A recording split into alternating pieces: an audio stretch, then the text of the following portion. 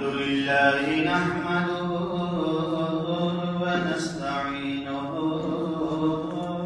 ونستغفره ونعوذ بالله من شرور أنفسنا ومن سيئات أعمالنا من يهده الله فلا مضل له ومن يضلل فلا هادي له وأشهد أن لا إله إلا الله وحده لا شريك له وأشهد أن محمدا عبده ورسوله صلى الله عليه وآله وسلم. أما بعد فإن خير الحديث كتاب الله وخير الهدي هدي محمد صلى الله عليه وآله وسلم. وشر الأمور محدثاتها وكل محدثة بدعة وكل بدعة ضلالة وكل ضلالة في النار. اللهم صل على محمد وعلى آل محمد كما صليت على إبراهيم وعلى آل إبراهيم إنك حميد مجيد. اللهم بارك على محمد وعلى آل محمد كما باركت على إبراهيم وعلى آل إبراهيم إنك حميد مجيد.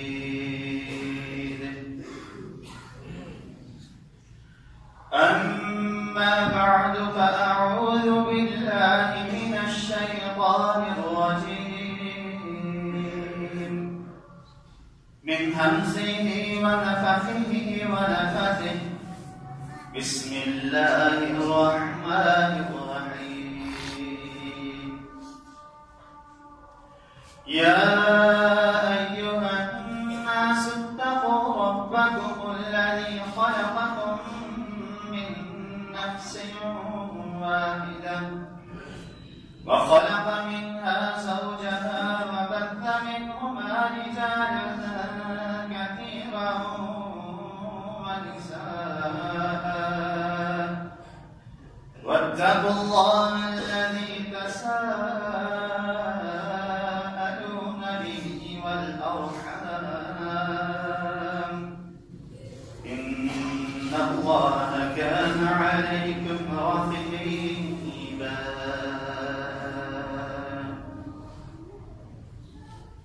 हर तरह की तारीफात हम्दो सना बजुर्गी होने के लिए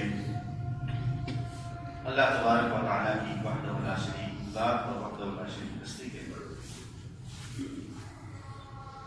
जो हर एतबार से हर लिहाज से बेमिसल है, बेमिसाल है, लम यज़ल और ला यज़ाल है।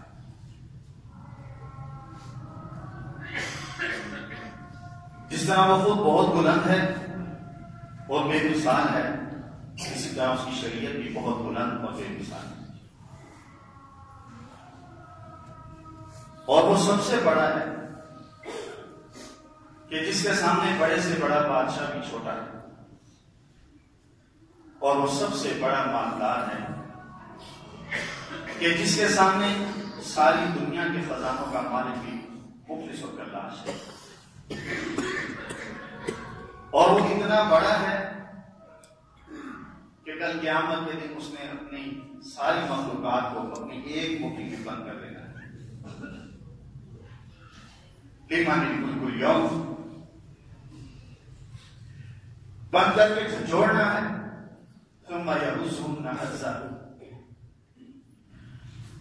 نبی علیہ السلام نے فرمایا کہ وہ ہر مخلوق کو اپنی ایک انگلی پر رکھ لے گا، آسمان اور زمین کی ایک انگلی پر، حجر و شجر کی ایک انگلی پر، پانی ایک انگلی پر، گیلی مٹی ایک انگلی پر، ثم یحملہن، پھر اپنی مٹھی کو بند کر کے یحزہن حزا، پھر اللہ رب العزت سے جوڑے گا۔ لمن الملک اليوم، آج اللہ رب العزت کے علاوہ کسی کی بادشاہ۔ اللہ تبارک و تعالیٰ کی ذات کے لیے ہر طرح کی تعریفات، حمد و ثنا بزرگیوں کی ملے گی۔ پچھلے جمعۃ المبارک میں آپ کے سامنے عرض کر رہا تھا، اللہ تبارک و تعالیٰ نے قرآن پاک میں سورہ نساء کی پہلی آیت میں فرمایا، یا ایھا الناس اتقوا ربکم الذی خلقکم من نفس واحدہ، لوگوں اپنے رب سے ڈر جاؤ جس نے تمہیں ایک جان سے پیدا کیا۔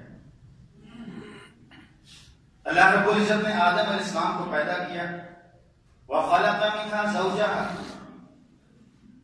اور پھر رب ذوالجلال نے اسی میں سے اس کا جوڑا بنا دیا۔ نبی علیہ السلام نے فرمایا خُلِقَ مِنْ ضِلْعٍ، اللہ رب العزت نے حوا علیہ السلام کو عورت کو ٹیڑھی پستی سے پیدا کیا۔ وَإِذِ اسْتَمْتَعْتَ وَبِهَا عِوَجٌ، اگر تجھ سے اپنی بیگم سے فائدہ اٹھانا چاہتا ہے تو فائدہ اٹھاتے رہنا، لیکن یہ بات ذہن میں رکھنا کہ اس کی فطرت میں ٹیڑھا پن ہے۔ وَإِنْ ذَهَبْتَ تُقِيمُهَا كَسَرْتَهَا، اور اگر تم یہ چاہو کہ میں اس کے ٹیڑھے پن کو دور کر دوں، اس کو بالکل تیر کی طرح سیدھا کر دوں، جیسے میں چاہوں ویسے یہ کرے، میرے کام کے اشارے پر یہ چلے، تو نبی علیہ السلام نے فرمایا تم اسے سیدھا نہیں کر سکو گے، تم اس کو توڑ بیٹھو گے۔ وَكَسْرُهَا طَلَاقُهَا، اور اس کا توڑنا ایسے ہے، اس کا معنی یہ ہے کہ تم اس کو طلاق دے بیٹھو گے۔ وَخَلَقَ مِنْهَا زَوْجَهَا، اسی سے رب ذوالجلال نے اس کے جوڑے کو پیدا کر دیا۔ وَبَثَّ مِنْهُمَا رِجَالًا كَثِيرًا وَنِسَاءً، پھر رب ذوالجلال نے ان دونوں سے بہت سے مرد اور خواتین پوری دنیا کے اندر پھیلا۔ وَاتَّقُوا اللَّهَ الَّذِي تَسَاءَلُونَ بِهِ وَالْأَرْحَامَ، رب ذوالجلال سے ڈرتے رہنا جس کے نام سے تم ایک دوسرے سے سوال کرتے ہو، جس کے نام کا واسطہ دے کر تم اپنے مطالبات، اپنی ضروریات پوری کرواتے ہو۔ وَالْأَرْحَامَ، اور تم رشتہ داری کے متعلق بھی اللہ رب العزت سے ڈرتے رہنا۔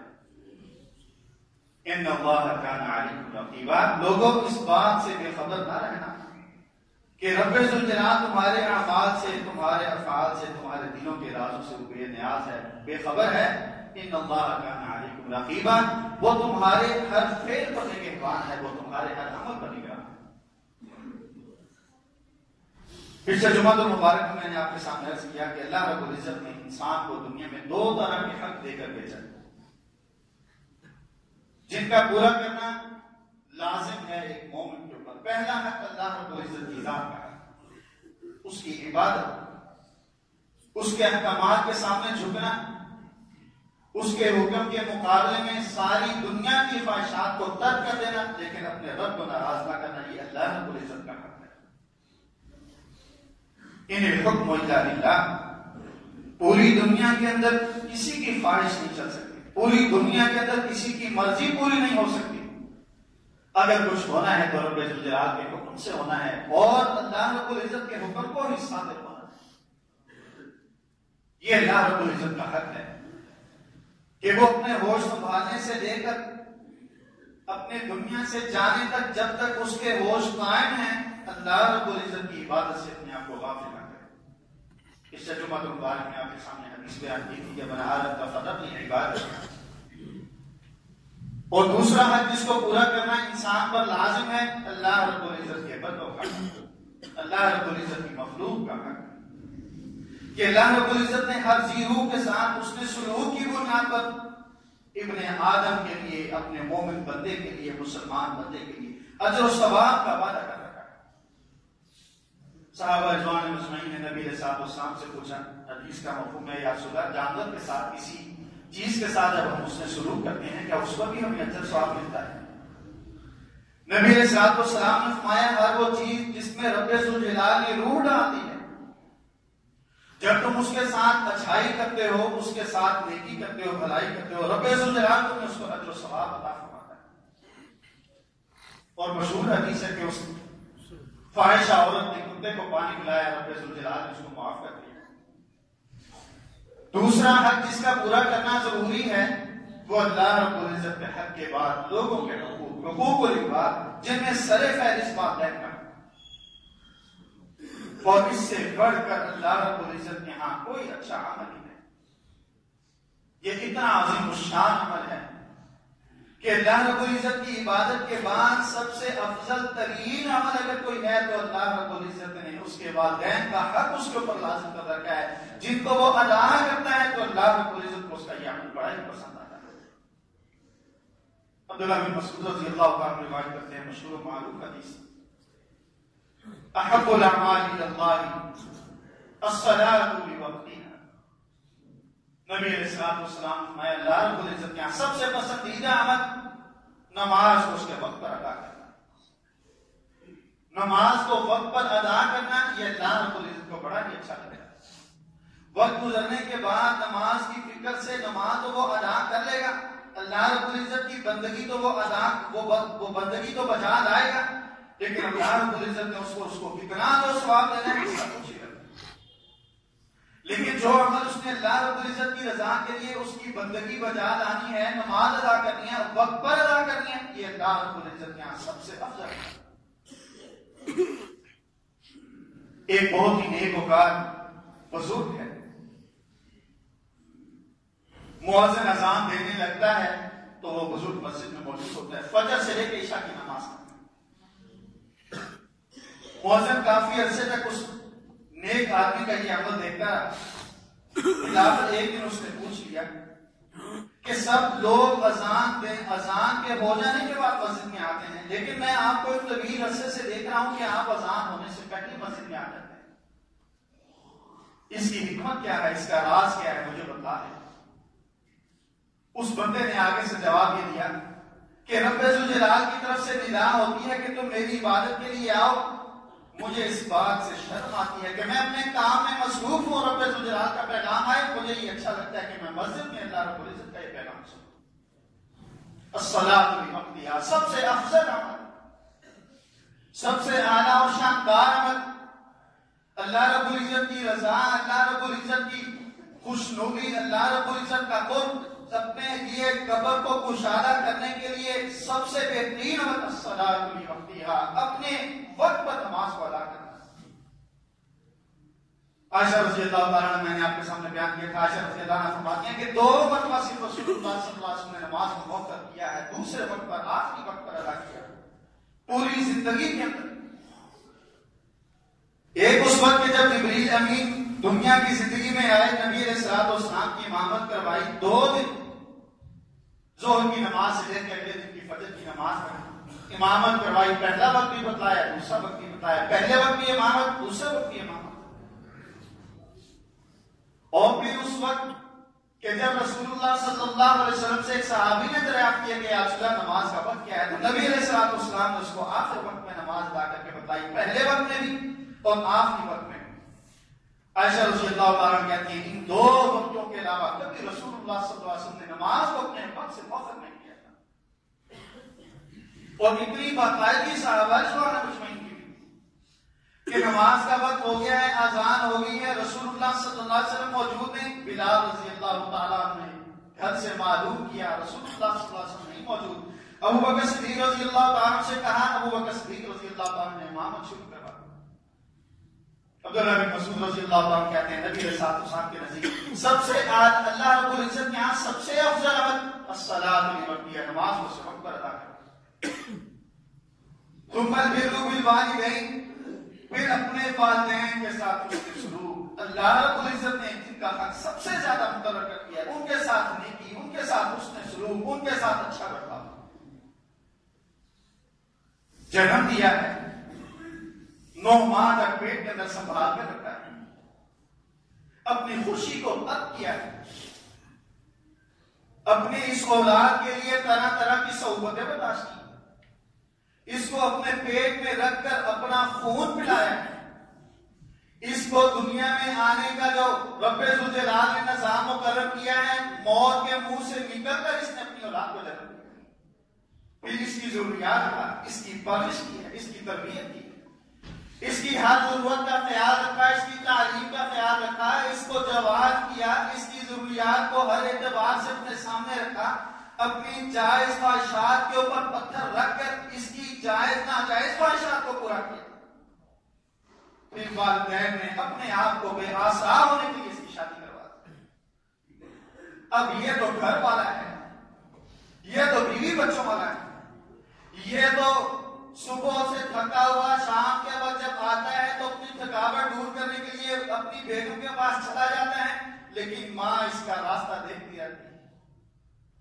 بیگم سوئی ہوئی ہے، بچے سوئے ہوئے ہیں، لیکن ماں کی آنکھ نہیں لگ رہی. میرا بیٹا شہر سے باہر ہے، رات کی نہ جانے کون سی گھڑی میں یہ واپس آئے، کوئی دروازہ کھولنے والا تو کہ میرا بیٹا جب دروازہ بجائے، جب وہ گھنٹی بجائے تو بلا تاخیر میں جا کر دروازے کو کھول دوں. ثم البر بالوالدین، نبی علیہ السلام نے فرمایا دوسرے نمبر کا سب سے اچھا، سب سے پسندیدہ، سب سے اعلیٰ اور ارفع عمل اللہ رب العزت کے ہاں اپنے والدین کے ساتھ اس نے سلوک کرنا. ثم الجہاد فی سبیل اللہ، نبی علیہ السلام نے فرمایا تیسرے نمبر پر اللہ رب العزت کی راہ میں جان کا نذرانہ دینا. کتنا بڑا عمل ہے، کتنا عظیم الشان عمل ہے کہ اپنی جان کو ہاتھ پر رکھ کر، ہتھیلی پر رکھ کر وہ گھر سے نکل رہا ہے اور اس نیت سے نکل رہا ہے کہ رب ذوالجلال کے دین کی سربلندی کے لیے میں نے اپنی جان کا نذرانہ دینا ہے. اپنے تعصب، اپنی برادری کے لیے نہیں، قوم کے لیے نہیں، اللہ رب العزت کے دین کی سربلندی کے لیے کہ اپنی جان اپنی ہتھیلی پر رکھ کر وہ نکل پڑا ہے. لیکن رسول اللہ صلی اللہ علیہ وسلم نے فرمایا یہ عمل اس عمل سے چھوٹا عمل ہے، اور اس کا جو ثواب کتنا ہے کہ ابھی اس کے خون کا قطرہ زمین پر گرتا نہیں ہے، رب ذوالجلال اس کے گناہوں کو معاف کر کے جنت کے اندر بھیج دیتا ہے. اور دشمن اس کو مارتا ہے، برے طریقے سے اس کی لاش کی بے حرمتی کرتا ہے، اس کے اعضاء کو کاٹتا ہے، لیکن رب ذوالجلال اس کو تکلیف صرف اتنی سی دیتا ہے جتنی چونٹی کے کاٹنے سے ہوتی ہے. لیکن یہ عمل چھوٹا ہے، یہ عمل والدین کے ساتھ اس نے سلوک کی نسبت سے کم ہے. یہ عمل اپنے والدین کے ساتھ نیکی، ان کے ساتھ اس نے سلوک، ان کی خدمت، ان کے سامنے جھک کر، ان کے سامنے آنکھوں کو جھکا کر رکھنے سے چھوٹا عمل ہے. نبی علیہ السلام کے پاس صحابی آگے امام البانی رحمۃ اللہ نے روایت لکھی جس جس کو ذکر کیا، یا رسول اللہ ہجرت کر کے مدینہ منورہ پہنچ گیا اور اب میرا ارادہ یہ ہے کہ میں جہاد کرنے کے لیے جاؤں گا. نبی علیہ السلام کو افراد بھی چاہیے ہیں، نبی علیہ السلام کو افرادی قوت چاہیے دین کی سربلندی کے لیے. نبی علیہ السلام نے اس سے پوچھا والدین زندہ ہیں؟ جی یا رسول اللہ جب میں ہجرت کر کے آیا تو میرے والدین رو رہے تھے اور یہ کہہ رہے تھے کہ تو ہمارے بڑھاپے میں اپنی جوانی کو تو اللہ رب العزت کی راہ میں قربان کرنے لگا ہے، ہمیں کس کے سارے پر چھوڑ کر جا رہے ہیں. نبی علیہ السلام نے فرمایا اپنے والدین کی طرف جا، واپس پلٹ جا، اپنے والدین کے پاس جا، فاستأذنہما، ان سے پوچھ، ان سے اجازت دے کہ میں نے اللہ رب العزت کی راہ میں جانا ہے، اپنی جان کو قربان کرنا ہے، کہ آپ کی طرف سے مجھے یہ عمل کرنے کی اجازت ہے. فَإِنْ أَذِنَ لَكَ فَجَاهِدْ، اگر دونوں والدین ماں اور باپ تجھے اجازت دے دیں کہ جا بیٹے ہماری طرف سے اجازت ہے تو فجائے تو اللہ رب العزت کی راہ میں نکل جانا، اللہ تعالیٰ کو اپنی جان کا نذرانہ دے دینا. اور اگر انہوں نے اجازت نہ دی فبرہما، پھر تیرا جہاد اسی بات میں کہ تو اپنے والدین کے ساتھ اس سے شروع کرتا ہے. تجھے جوانی اس لیے نہیں ملی کہ ان کے سامنے ککڑے. وَاخْفِضْ لَهُمَا جَنَاحَ الذُّلِّ مِنَ الرَّحْمَةِ، رحمت کے ساتھ اجر و ثواب کی نیت سے، اللہ رب العزت کی خوشنودی اور قرب کی نیت سے، اللہ رب العزت کو راضی کرنے کی نیت سے، اللہ رب العزت کو اپنے آپ پر خوش کرنے کی نیت سے، کل قیامت کے دن جنت کے اندر رب ذوالجلال کا منور چہرہ دیکھنے کی نیت سے وَاخْفِضْ لَهُمَا جَنَاحَ الذُّلِّ مِنَ الرَّحْمَةِ، ان کے سامنے جب جانا ہے تو اپنی جوانی کا اظہار نہیں کرنا، اپنے کندھوں کو جھکا کر رکھنا ہے. وَاخْفِضْ لَهُمَا جَنَاحَ الذُّلِّ مِنَ الرَّحْمَةِ، اب وہ تیری جوانی کے محتاج ہیں، ان کو اپنی جوانی نہ دکھا. باپ بوڑھا ہو گیا ہے، ہاتھ کام رہا ہے، وہ گھر سے باہر جانا چاہتا ہے، دروازہ زور سے چپکا ہوا ہے، بند ہوا ہے زور سے. والد کھولنا چاہتا ہے، والد کے جسم میں اتنی توانائی نہیں کہ دروازہ کھول لے. اور بیٹے کو آواز دیتا ہے بیٹا ذرا دروازہ کھولنا. بیٹا جوان، مضبوط جسم کا مالک، مضبوط اعضاء کا مالک، مضبوط سوچ اور فکر، اپنے آپ کو رستم اور ہلاکو خان سمجھتے ہوئے آتا ہے. آگے دروازہ کھولا، ابا جان اتنی سی بات ہے، آپ سے دروازہ نہیں کھلتا. والد نے کہا بیٹا تو چھوٹا سا تھا، ابھی تو نے چلنا شروع کیا تھا، تو نے گھر کا دروازہ کھولنے کی کوشش کی، میں تجھے دیکھ رہا تھا، تجھ سے دروازہ کھلا نہیں، تو نے پھر کوشش کی، پھر نہیں کھلا. میرے سے برداشت نہیں ہوا کہ میری موجودگی میں میرا بیٹا دروازہ کھول رہا ہے اور اس سے دروازہ کھول نہیں رہا. میں اٹھ کر آیا، میں نے اوپر سے دروازے کے ہینڈل کو پکڑ کر کھینچنا شروع کیا. تو یہ سمجھتا رہا کہ میں دروازہ کھول رہا ہوں اور میں نے پھر یہ دروازہ کھول دیا. اگر آج تو جوان ہے تو مجھے یہ کہہ رہے کہ کسی بات تھی. وَاخْفِضْ لَهُمَا جَنَاحَ الذُّلِّ مِنَ الرَّحْمَةِ، صلہ رحمی میں سب سے بنیادی مسئلہ. فیس بک پر 2000 فالوورز ہیں، 5000 فرینڈز ہیں، گلی محلہ پورا عزت کرتا ہے، جس طرف جاتا ہے لوگ جھک کر سلام کرتے ہیں. بڑے عہدے پر فائز ہے، بڑے بڑے اس کے ہاتھ ہیں، بڑے بڑے لوگوں کے ساتھ اس کا اٹھنا بیٹھنا ہے، بڑی بڑی پارٹیز اس کو آفر دیتی ہیں. لیکن اگر اس کا برتاؤ اچھا نہیں ہے تو صرف والدین کے لیے اچھا نہیں.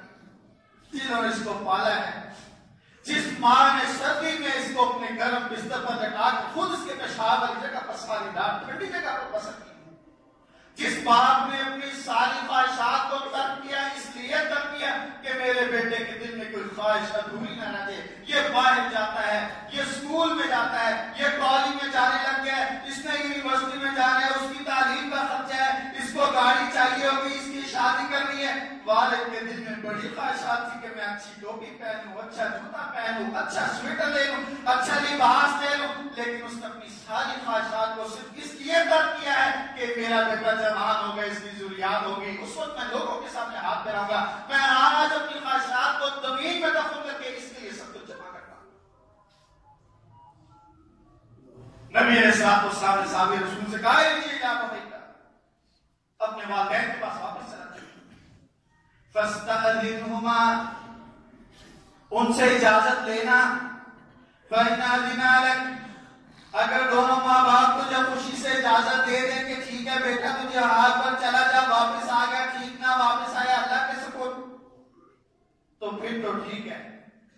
اور اگر انہوں نے تجھے اجازت نہ دی فبرہما، پھر تیرا جہاد یہی ہے کہ تم اپنے والدین کی خدمت کر. سبحان ربک رب العزت عما یصفون.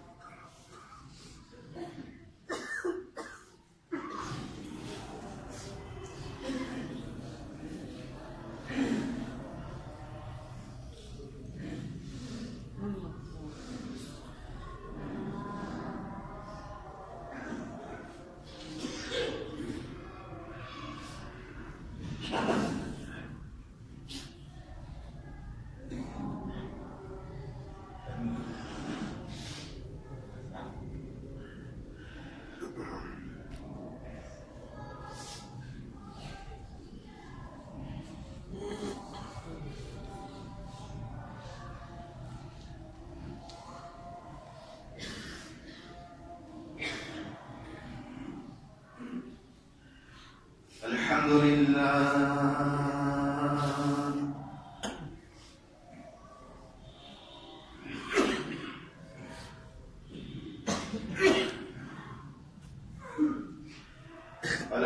لله نحمده ونستعينه ونستغفره ونؤمن به ونتوكل عليه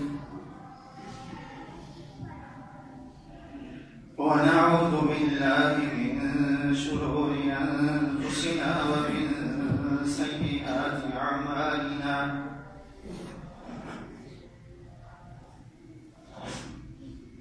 من يهده الله فلا مضل له ومن يضلل فلا هادي له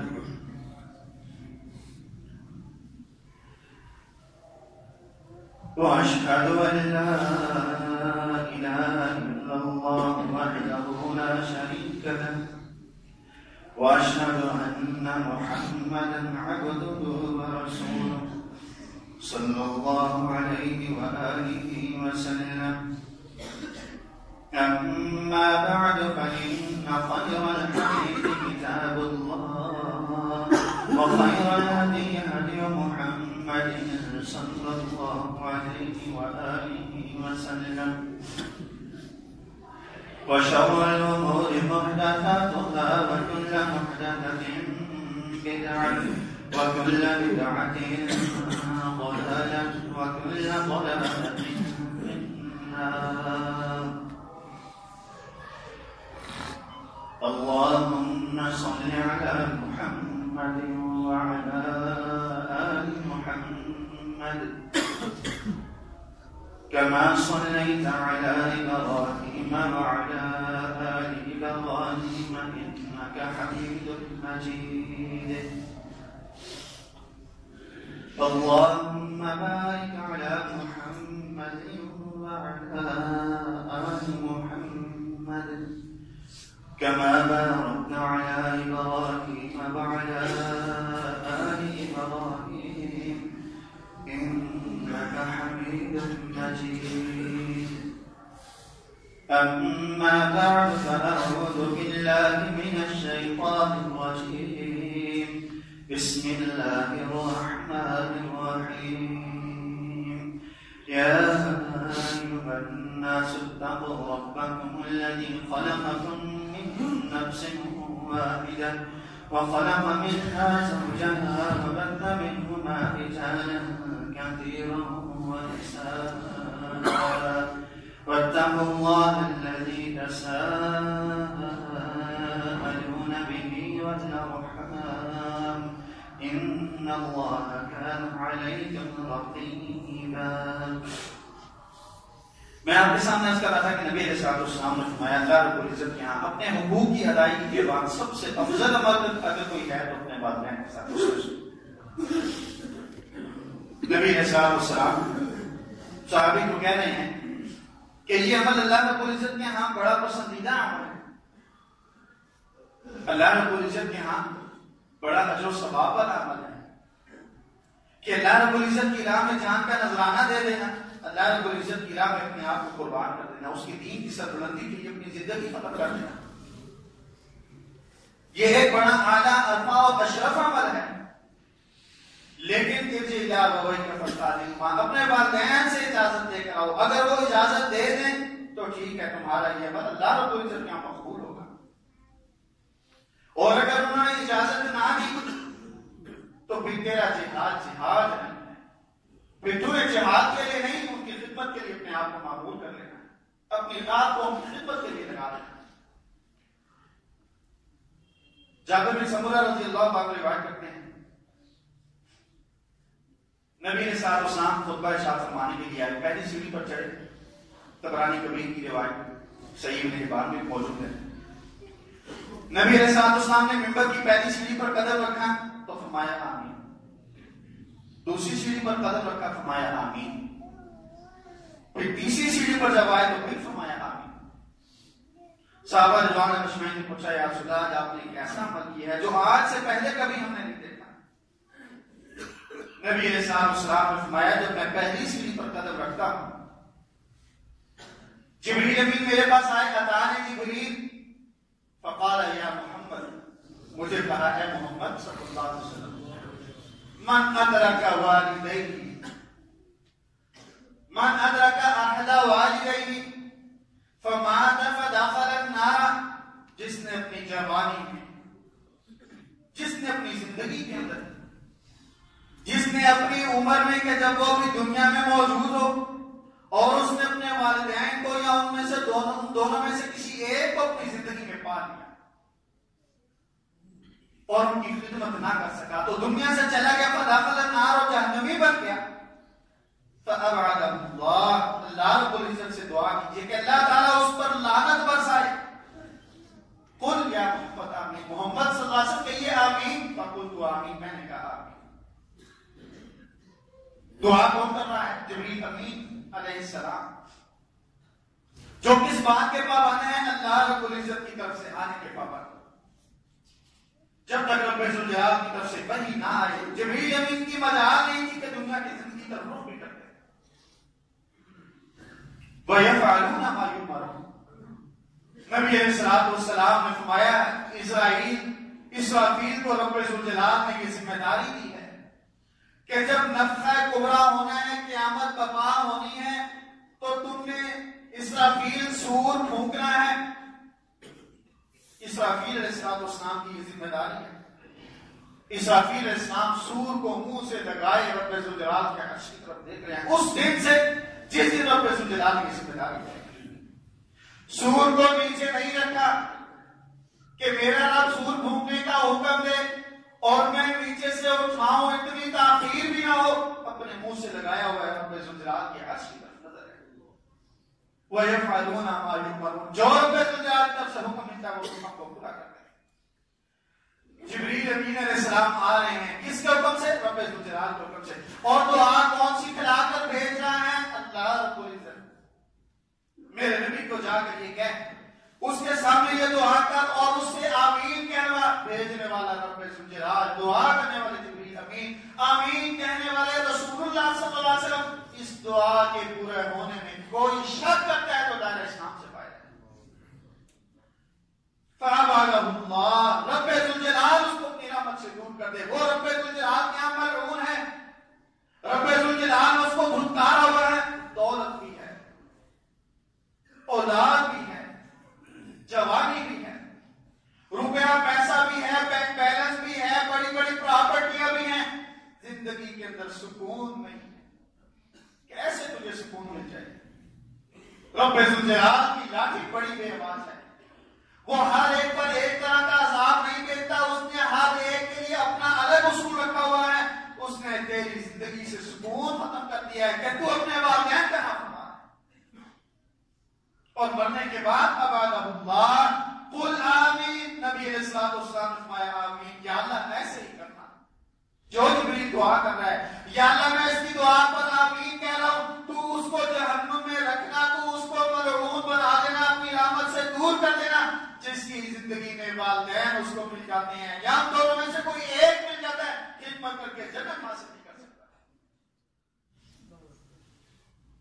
اس سے بڑھ کر اور بدبختی کیا ہوگی؟ اس سے بڑھ کر رب ذوالجلال کا عذاب اور کیا ہوگا؟ وَوَصَّيْنَا الْإِنسَانَ بِوَالِدَيْهِ إِحْسَانًا، ہم نے انسان کو اس کے والدین کے بارے میں اچھی وصیت کی ہے، حسن سلوک کی وصیت کی ہے، بہترین برتاؤ کی وصیت کی ہے۔ حَمَلَتْهُ أُمُّهُ وَهْنًا، اس کی ماں نے اس کو اپنے پیٹ میں رکھا کمزوری میں۔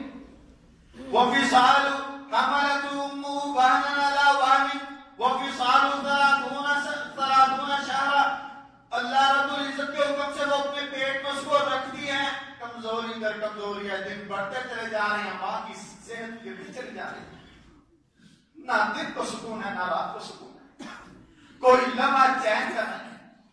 کیا اس لیے پالا پوسا تھا تجھے؟ کیا اس لیے تجھے پیٹ میں رکھا تھا؟ کیا اس لیے اپنی راتوں کی نیند تیرے لیے حرام کی تھی؟ کیا اس لیے تجھے جوان کیا کہ آج تو بیوی لینے کے بعد، بچے لینے کے بعد تو والدین کے ساتھ ہی حسابوں کتاب شروع کر دیا؟ صحیح جامع صغیر کی روایت نبی علیہ السلام سے مراد بن عائشہ رضی اللہ عنہا روایت کرتے ہیں، نبی علیہ السلام کے پاس ایک شخص آیا، نبی علیہ السلام سے کیا کہہ رہا ہے؟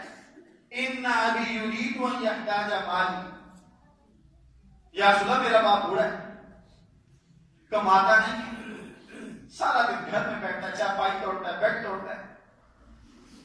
یا رسول اللہ کماتا نہیں، یرید ان یحتاج مالی، لیکن میں جو کما کے لاتا ہوں میرے باپ کی میرے ماں پر نظر ہے. اپنی طرف سے نہیں کہہ رہا، صحیح جامع صغیر کے الفاظ ہیں. ان ابی یرید ان یحتاج مالی، بوڑھا ہے، گھر میں لیٹا رہتا ہے، کوئی کام دھندا نہیں کرتا. یرید ان یحتاج مالی، لیکن میں جو کما کے لاتا ہوں میرے سے وہ لے لیتا ہے. یا رسول اللہ آپ کے پاس آیا ہوں، سمجھائیے بابا جی کو، سٹھے آ گئے ہیں، بوڑھے ہو گئے، اب عقل کام نہیں کرتی، اب دماغ نے کام کرنا چھوڑ دیا ہے. یا رسول اللہ سمجھائیے، آپ کے پاس آتے ہیں، بیٹھتے ہیں، یا رسول اللہ سمجھائیے گا. نبی علیہ الصلوۃ والسلام تشریف فرمایا، والد بھی آ گیا. نبی علیہ الصلوۃ والسلام نے پوچھ لیا، ہاں بھائی کیا بات ہے؟ بیٹے نے کہا یا رسول اللہ میرے سے میرے والد نے پیسے لے لیے ہیں، اب واپس نہیں دیتا. یا رسول اللہ حساب تو کرنا ہے. یہ یہودیوں کے بنائے ہوئے اصول ہماری زندگی کو برباد کر دیا، ہمارے گھروں کو اجاڑ دیا. آئے دن کوئی نہ کوئی طلاق کا فتویٰ، آئے دن کوئی نہ کوئی گھر ٹوٹ رہا ہے. جس تہذیب و تمدن کو ہم نے اپنایا ہے، وہ اپنے کتے سے پیار کرتے ہیں، اپنی ماں کو اولڈ ہاؤس میں بھیج دیتے ہیں. جس تہذیب و تمدن کو ہم، اور یہ بات یاد رکھیے گا، استغفر اللہ تو ہم نے کہہ دی نا بڑی اونچی سی، گھروں میں کیبل لگوا کے دینے والے آپ خود ہیں. گھروں میں فلمیں بچوں کو دیکھنے کی اجازت دینے والے آپ خود ہیں. اگر والدین بڑھاپے میں اگر آپ کے والدین، آپ کے بچے آپ کی خدمت نہیں کرتے تو اپنے آپ کو بھی اس بات کا قصوروار ضرور ٹھہرانا کہ ان کو غلط ڈرامے دکھانے والے، ان کو عشق ممنوع جیسے گندے ڈرامے دکھانے والے، ان کو ایسی فلمیں دکھانے والے کہ جس فلم میں بچہ اپنے باپ کو ٹھڈے مار رہا ہے، اس کو ٹھوکرے مار رہا ہے، اس کو باتیں سنا رہا ہے، آپ بھی قصوروار ہے، پورے حصے دار ہیں. نبی علیہ الصلوۃ والسلام سے کہنے لگا یا رسول اللہ میں ایسے کہہ رہا تھا کہ یہودیوں کا بنایا اصول اسحاق تو باپ بیٹے کا بھی ہوتا ہے. باپ نے تجارت کرتے ہوئے بیٹے سے مال لے لیا، بیٹے نے فون کیا ابا جی پیسے نہیں پہنچے. نبی علیہ الصلوۃ والسلام سے کہہ رہا ہے یا رسول اللہ میرے والد نے میرے پیسے دے دیے. نبی علیہ الصلوۃ والسلام فرمایا